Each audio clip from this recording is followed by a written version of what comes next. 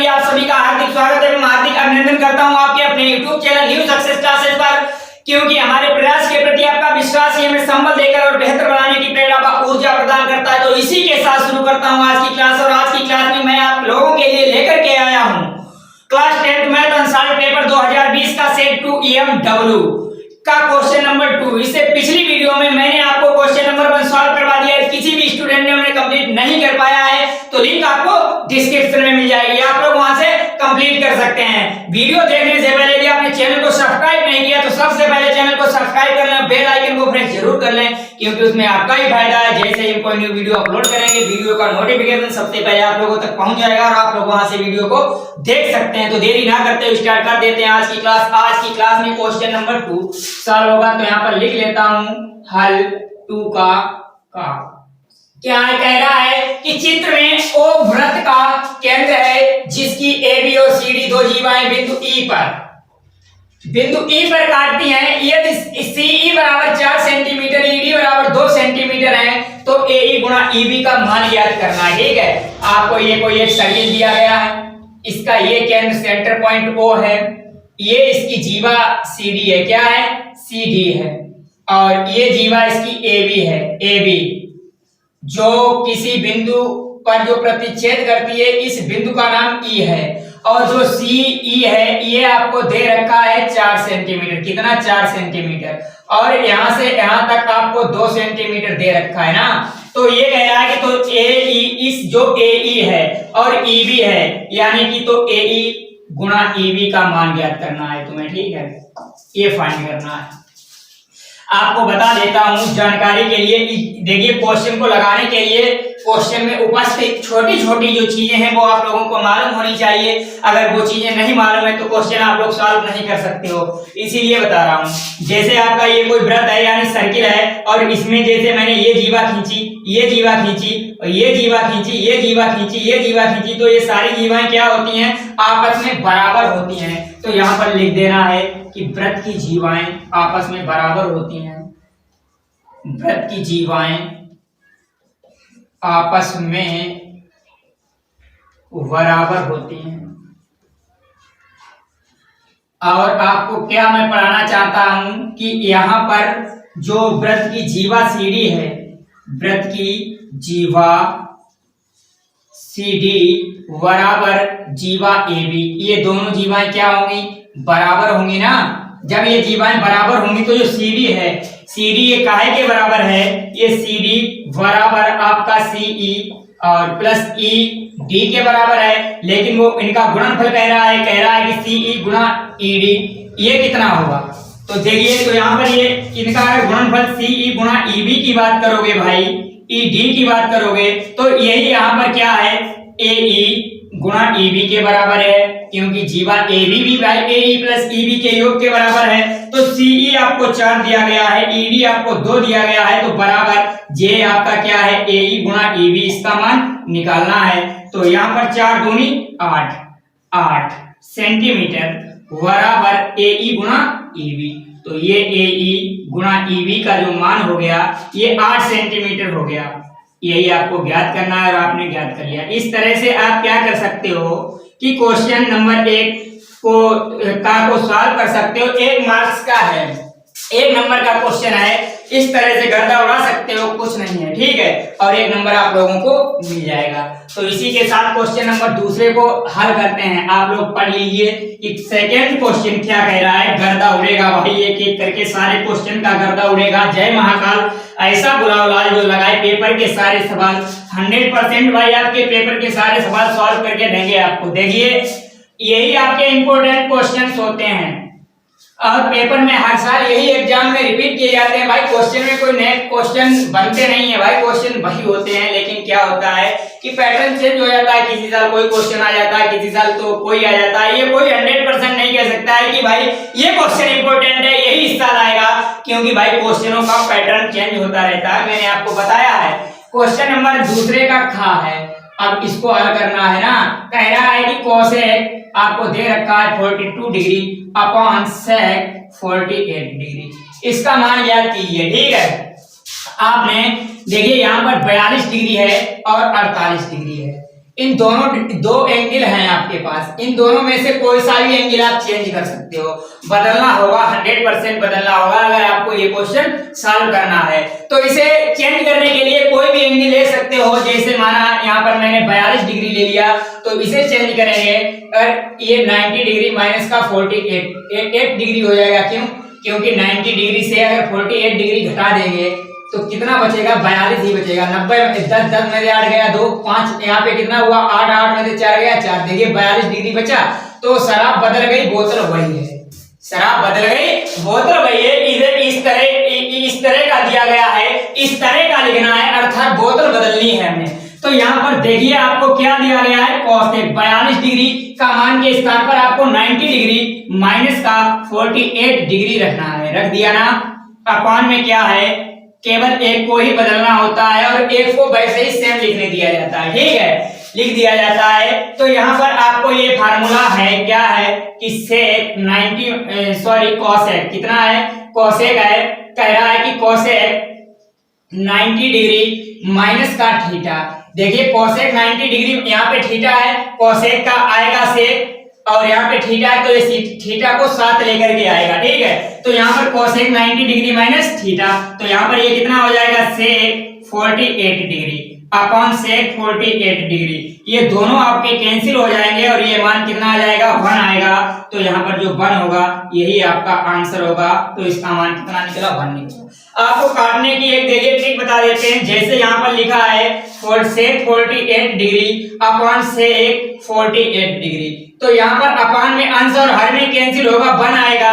अगर ये series wise लिखे हैं इस तरह के, तो यहाँ पर देखिए ये sec 48 डिग्री प्लस का ये माइनस का ये कैंसिल करोगे तो 0 आएगा। तो यहाँ पर ये अंश और हर में था तो आंसर कितना आया? 1 आया। यहाँ पर कितना आया? 0 आया, ठीक है। तो इस तरह से आप इसका ये चीज समझनी जरूरी है, क्योंकि मैंने आपको बताया था आंसर लाने के लिए छोटी छोटी चीजें जरूरी होती हैं। अगर आप यहाँ पर 0 कर दोगे इसे काट करके तो आंसर गलत हो जाएगा। बहुत स्टूडेंट ये गलती कर देते हैं, तो मैं ये कहता हूँ आप लोग भी ये गलती ना करिए, इसीलिए मैंने आपको बता दिया है।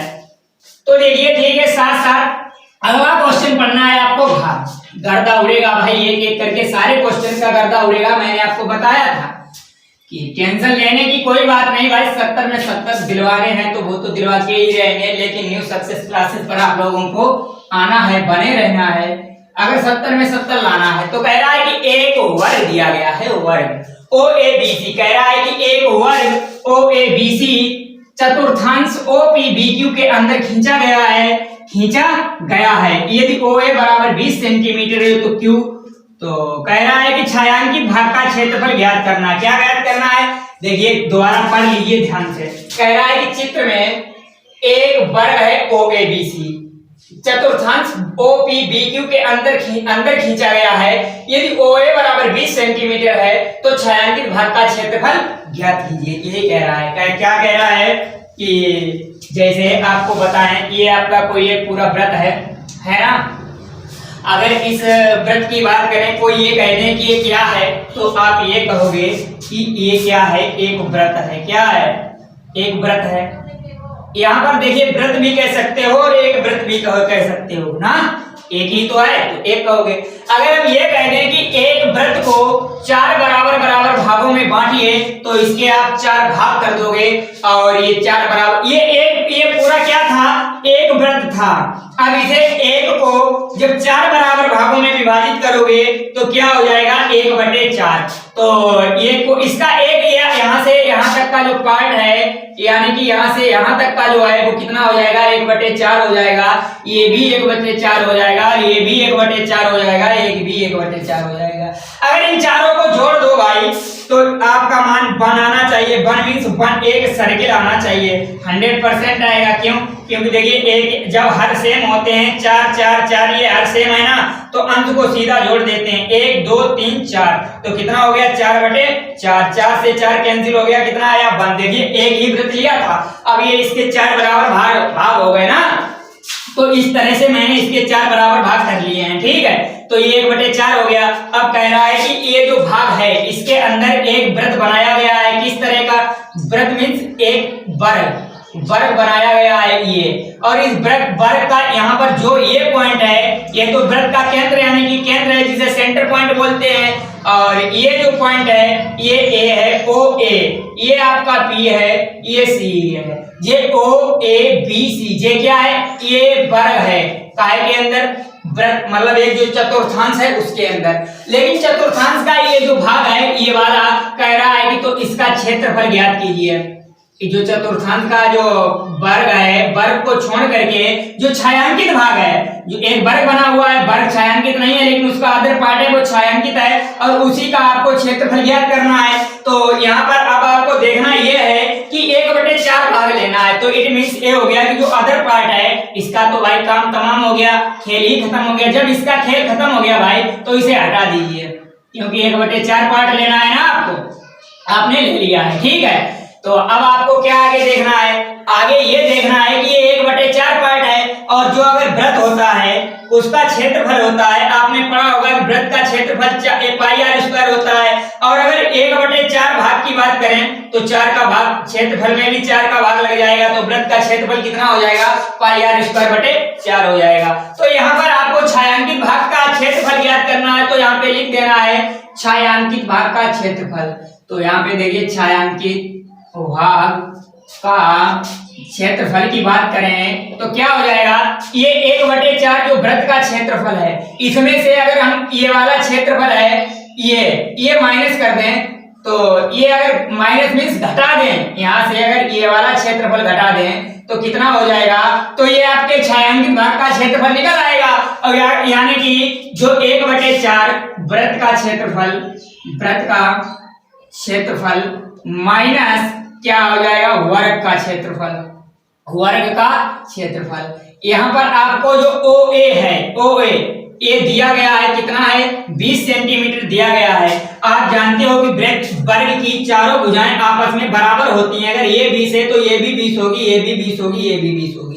इसका मतलब ये हो गया कि ये वर्ग के क्षेत्रफल की, अब यहाँ पर छायांकित भाग का क्षेत्रफल कब निकलेगा, छायांकित भाग का क्षेत्रफल जब निकलेगा जब वृत्त के 1/4 भाग ज्ञात कर लोगे, मतलब वृत्त का क्षेत्रफल ज्ञात कर लोगे।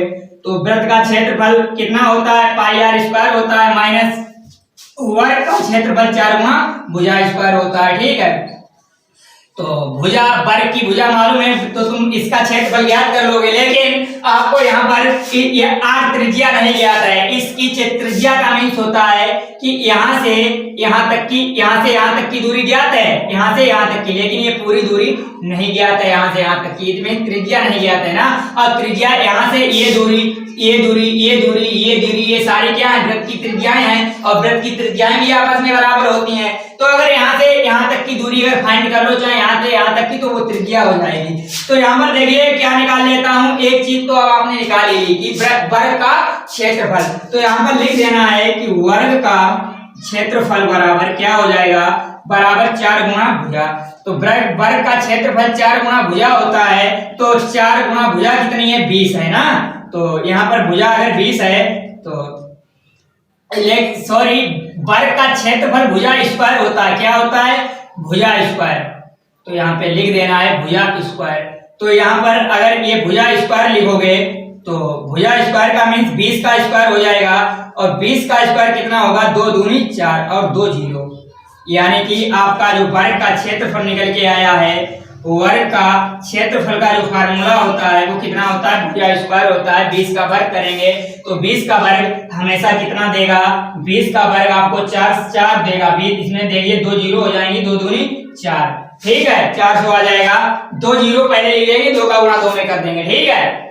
तो ये वर्ग का क्षेत्रफल निकल के आया है, ये आपके पास 400 निकल के आया है।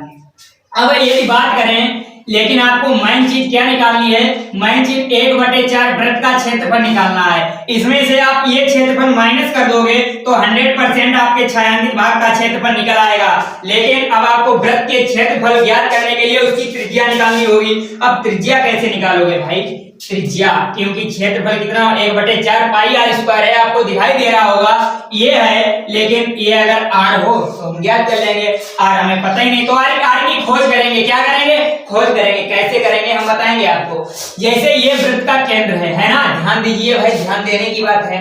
यही इंपॉर्टेंट पॉइंट है इस क्वेश्चन के अंदर। इस क्वेश्चन का यही तोड़ है भाई, यही इंपॉर्टेंट पॉइंट है। अगर इसे सीख लिया, क्वेश्चन में कुछ नहीं है, गर्दा उड़ा दोगे आप। अगर यहाँ पर ये वृत्त का केंद्र है ना, इस केंद्र से हम क्या करेंगे, एक अगर ये विकर्ण, ये वर्ग है, वर्ग का ये विकर्ण होता है ना, ये विकर्ण, और ये विकर्ण अगर हम खींच दें तो इस विकर्ण की जो लंबाई होगी ये क्या होगी, ये वृत्त की त्रिज्या होगी।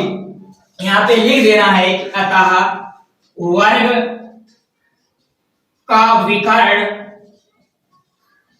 बराबर वृत्त की त्रिज्या क्या होगी, वृत्त की त्रिज्या होगी।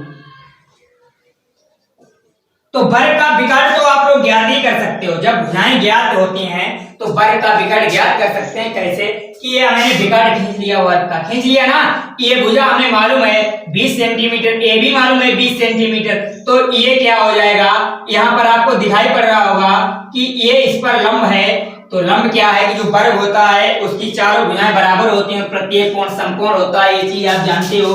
तो ये 90 डिग्री का हो गया। तो इसके सम्मुख ये भुजा क्या हो गई, ये कर्ण हो गई। क्या हो गई, कर्ण। जब ये भुजा कर्ण हो गई तो ये इसमें से या तो ये लंब होगी या तो ये लंब होगी। तो कर्ण का जो वर्ग होगा अन्य दोनों भुजाओं के वर्ग के योग करके बराबर होता है, योग करके बराबर होता है। ये आप कहां से जानते हो, समकोण त्रिभुज में पाइथागोरस प्रमेय से ये चीज आप लोग जानते हो। तो यहाँ पर क्या करना है, आपको पाइथागोरस प्रमेय लगा देनी है। तो यहाँ पर बताता हूं आपको, देखिए पाइथागोरस प्रमेय से क्या लगा देते हैं, पाइथागोरस प्रमेय।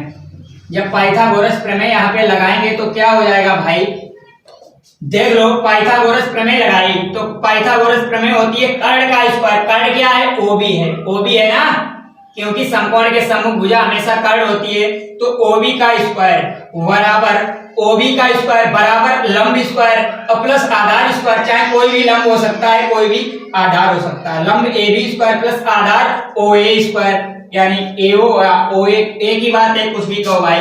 ओबी आपको निकालना है। ओबी क्या है, ओबी वृत्त की त्रिज्या है, बराबर वृत्त की त्रिज्या बराबर ओबी।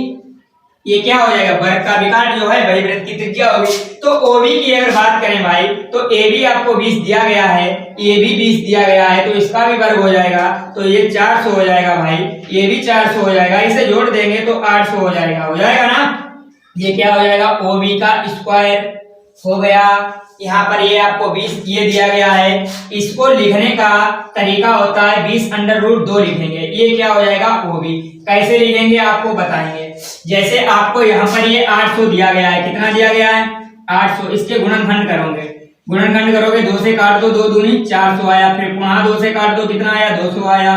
फिर 2 से काट दो, कितना आया, 100 आया ना। फिर 2 से काट दो, कितना आया, 50 आया। अब जो 50 आया है इसे भी 2 से काटेंगे तो कितना आया, 25 आया ना। अब यहाँ पर देखिए 5 जो है 5, ये 5 25, 5 से कट गया 5 एकम 5। अब जिनका जोड़ा बनाएंगे, जोड़ा जिनका जोड़ा बन जाएगा उसे बाहर रखेंगे। जोड़ा का कितने का बन रहा है, 1 2 का ये बन गया, 1 ये बन गया, 1 5 का बना। तो 2 अब लेकिन जिनका जोड़ा बन जाएगा, एक जोड़े को एक बार लेंगे, एक बार लेंगे ना। तो एक ये जोड़ा, एक 2 जोड़ा, एक 3 जोड़ा, ठीक है। तो यानी कि 2 कितने बार लेने हैं, 2 बार लेने, क्योंकि 2 जोड़े हैं। तो यहाँ पर आपको लिखना है कि 800 बराबर 2 गुणा 2 गुणा कितना, 2 गुणा 2 गुणा 5, क्योंकि 5 का एक जोड़ा है ये, तो गुणा 5। और इसका जोड़ा नहीं बना, इसे रूट के अंदर लिखना है, तो रूट 2, 2 दूनी 4, 4 पंचे 20, तो 20√2। ये के 800 को इस तरह से लिख सकते हैं 20√2।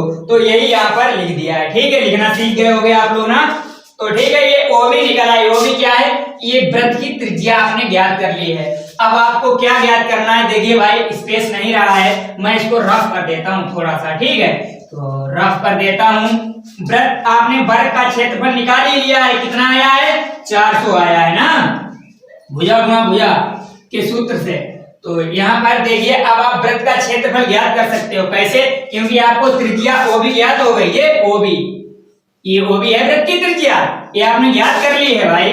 तो यहाँ पर देखिए, यहाँ पे लिख सकते हो कि छायांकित भाग का क्षेत्रफल, छायांकित भाग का क्षेत्रफल बराबर, ये वृत्त का क्षेत्रफल 1/4 है ना। तो यहाँ पर लिख सकते हो आप लोग कि 1/4, ठीक, क्या लिख सकते हो 1/4 पाई आर स्क्वायर, और माइनस का ये क्या का क्षेत्रफल था, वर्ग का क्षेत्रफल था भुजा स्क्वायर, ये आपने ज्ञात ही कर लिया था, कितना था 400 वर्ग मीटर था, वर्ग सेंटीमीटर, क्योंकि आपकी जो त्रिज्या दी गई है ना, ये वृत्त दिया गया है 20 सेंटीमीटर में दिया गया है, तो सेंटीमीटर गुणा सेंटीमीटर, सेंटीमीटर स्क्वायर हो जाएगा 1/4 पाई आर। आर का मान आपने अभी ज्ञात किया था, ओ बी कितना ज्ञात किया था 20√2, यही आपकी वृत्त की त्रिज्या है, यहाँ पे रख देना है 20√2 का स्क्वायर माइनस का 400, ठीक है। तो यहाँ पर देखना है आपको 1/4 पाई, इसका वर्ग करोगे तो क्या आ जाएगा 400 और 2 4 20 का वर्ग 400, √2 का वर्ग 2 हो जाएगा माइनस का 400, ठीक है। यहाँ पर देखिए 400 यहाँ पर भी है, यहाँ पर भी आप चाहो तो कॉमन ले सकते हो, ले लीजिए कोई दिक्कत नहीं। तो यहाँ पर जब 4 कॉमन ले लिया, यहाँ पर क्या कर सकते हो कि 2 से काट सकते हो, तो 1/2 पाई बचा ना, 1/2 या पाई/2 बचा, यहाँ पर देखिए एक पाई बचा, 400 कॉमन ले लिया, /2 बचा ये वाला पाई/2 माइनस का 1, क्यों, क्योंकि 400 कॉमन ले लिया है पहले ही। अब क्या करेंगे भाई, अब इसे क्या करोगे आप, ये 400 है ना, है, यहाँ पर अगर हम 2 लासा ले लें तो पाई माइनस का 2/2 हो जाएगा, इस 2 से क्या करेंगे, ये कैंसिल हो जाएगा 400, तो कितना आ जाएगा 200 आ जाएगा, ठीक है। तो इसे लिख सकते हैं कि बराबर, इसके बराबर लिख सकते हैं 200 इंटू पाई माइनस का 2, यही आपका वर्ग सेंटीमीटर क्षेत्रफल हो गया, काय का छायांकित भाग का क्षेत्रफल। यहाँ पे लिख सकते हो कि छायांकित भाग का क्षेत्रफल, छायांकित भाग का क्षेत्रफल बराबर 20 कितना है 200 इंटू पाई माइनस का 2 वर्ग सेंटीमीटर। यही आंसर आपको दिया गया होगा 100%। भाई वादे के साथ कहता हूं, किसी भी स्टूडेंट को समझ में ना आया हो तो कमेंट बॉक्स में कमेंट जरूर करें, दोबारा समझाएंगे भाई, दोबारा समझाएंगे, लेकिन जब तक नहीं समझेंगे स्टूडेंट तब तक समझाएंगे। तो अगला क्वेश्चन पढ़िए, तब तक इसको रफ कर देता हूं। तो भाई अगला क्वेश्चन पढ़ लीजिए, आपको 70 में 70 लाने हैं ना, तो मन से तो देखिए, मन से तो पढ़ना ही पड़ेगा भाई, अगर मन से नहीं पढ़ोगे तो 70 में 70 लाना नामुमकिन है। अकॉर्डिंग टू माई एक्सपीरियंस, अपने यार एक्सपीरियंस के हिसाब से बता रहा हूँ भाई, 70 में 70 वही लोग लाते हैं जो बहुत मेहनत करते हैं। क्या करते हैं, मेहनत करते हैं। तो आपको मेहनत करनी है और 70 में 70 लाने हैं, लेकिन सिंह जैसी भाई अपनी हे खुदा, हे बंदे, अपनी खुदी को कर ले बुलंद इतना कि खुदा खुद आकर पूछे बता बंदे तेरी रजा क्या है। तो इतनी मेहनत करो, इतनी मेहनत करो कि खुदा भी 70 में 70 देने के लिए मजबूर हो जाए, कहे कि हाँ इस बंदे को 70 में 70 मिलने चाहिए। तो देखिए अगला क्वेश्चन है घा, दूसरे का घा, इसका भी भाई गर्दा उड़ा देते हैं 1 मिनट में।